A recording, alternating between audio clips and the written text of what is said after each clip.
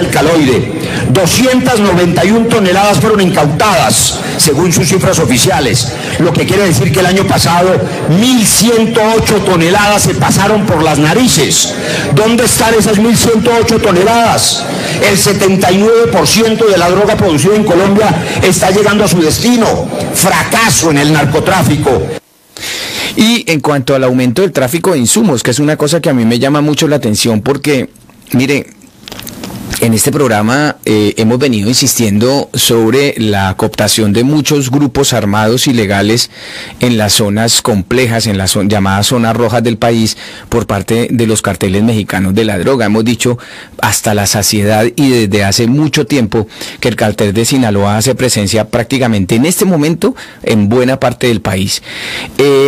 Para poder generar cocaína, porque ustedes saben que la base de la cocaína no es necesariamente la hoja de coca.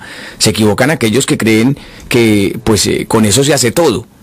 No, se necesitan precursores químicos, se necesita gasolina, por ejemplo.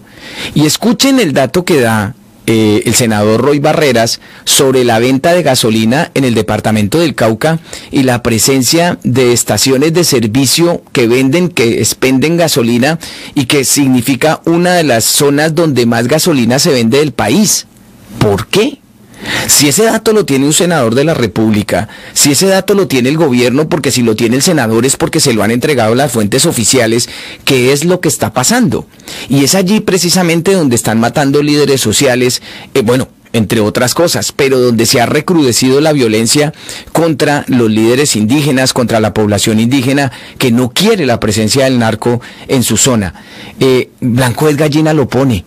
Esto es muy curioso, esto por lo menos es llamativo y tendría que haber por lo menos todo un seguimiento para que nos expliquen por qué se está presentando el fenómeno de que esa zona del país registre uno de los índices más altos de venta de combustible justo cuando esa gasolina y esos insumos se requieren para poder generar la pasta de coca. Y aparte de eso, tener en cuenta que la gasolina no se transporta en bidones, la gasolina se transporta en carrotanques. Es un desfile constante de carrotanques hacia la zona. Y fracaso en los insumos, en los precursores del narcotráfico.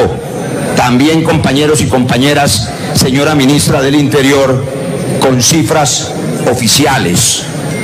Nos contó el ministro, y debo confesar que me pareció una buena noticia, cuando en un debate como este en la Comisión Primera nos dijo que había logrado incautar 6.428.000 galones. Los televidentes no logran imaginar dónde caben 6.428.000 galones de gasolina. Yo pensé que era un éxito.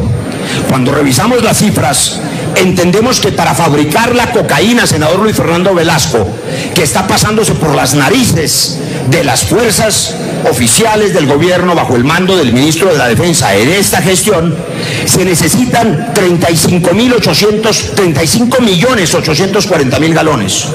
Ha incautado 6 millones. ¿Dónde están los otros 31.663.014 galones?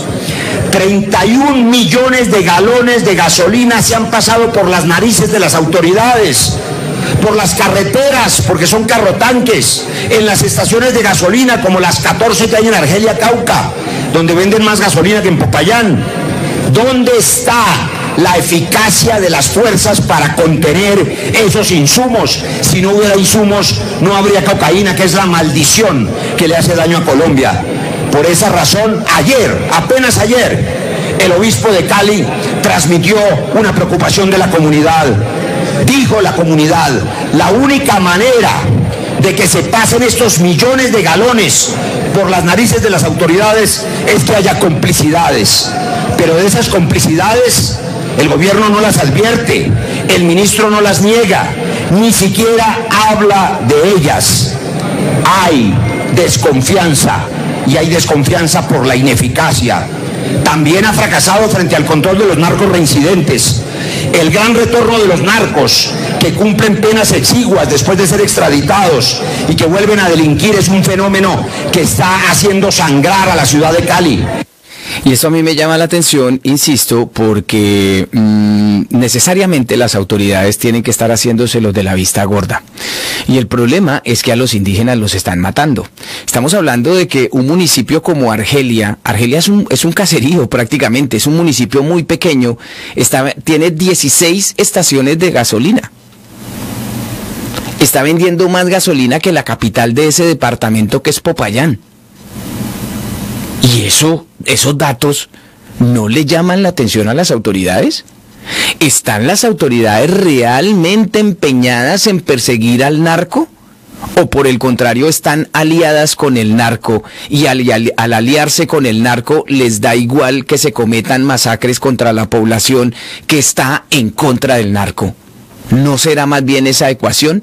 Y aparte de eso, aquí viene uno de los temas más peliagudos que se enfrentan en este momento: el ataque de los organismos de seguridad, el ataque del ejército y de la policía a la población civil.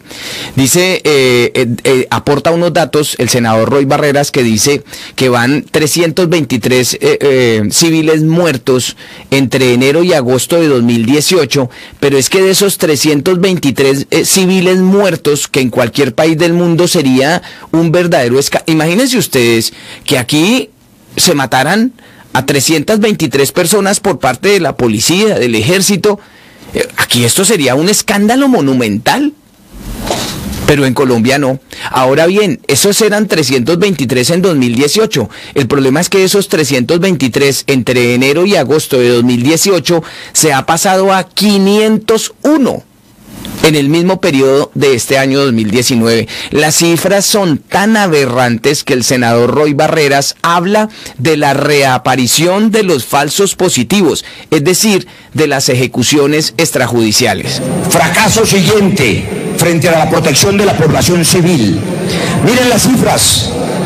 Estos son los homicidios intencionales contra civiles. Senadores y senadoras, señores de los medios, los que ustedes informan, los muertos que salen en los periódicos. Entre enero y agosto del 2018, 323 homicidios.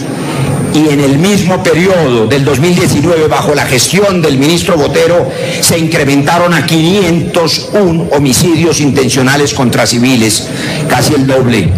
También se incrementó el número de torturas, de 10 en el periodo de 2018 a 18 en el periodo del 2019. Y los civiles heridos en acciones bélicas, claro, se duplicaron también, de 17 de enero a agosto del 18 a 33 en el 2019. Las consecuencias para la población civil también se notan en daños colaterales. De enero a agosto del 2018, 28, de enero a agosto del 19, 42. Balance general de la afectación a la población civil, 981 actos, y en el mismo periodo, bajo el mando del ministro de Defensa, 1089, fuente oficial de Naciones Unidas.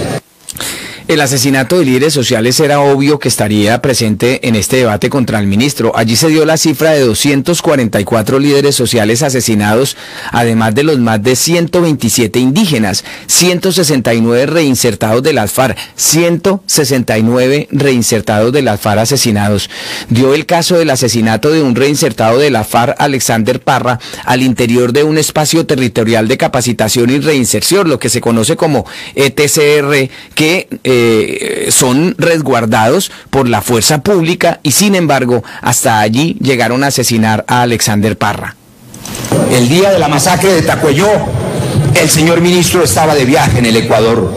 Viajó el día de la masacre. Pero claro, cuando a uno le parece que esos asuntos no son graves, entonces las masacres no paran. Han sido asesinados en este periodo 127 indígenas. En este 2019, senadora Maritza, 174 líderes y lideresas sociales han sido asesinadas. 244 en total los líderes sociales asesinados. Y si a alguien le quepa duda, aquí están, senador Bolívar, 1 a 1, señor ministro. Los líderes sociales que ustedes conocen, porque sus cifras son inferiores, aquí está el nombre de cada uno de los 244 líderes y lideresas que han sido asesinados y que muestran el fracaso en la gestión de protegerlos de su ministerio. Por eso, este debate no es un debate menor. Con la pérdida absoluta de confianza de las comunidades indígenas, campesinas y afros frente a las fuerzas militares por cuenta de lo que voy a demostrar en los siguientes minutos, es muy difícil que puedan trabajar de manera cooperada.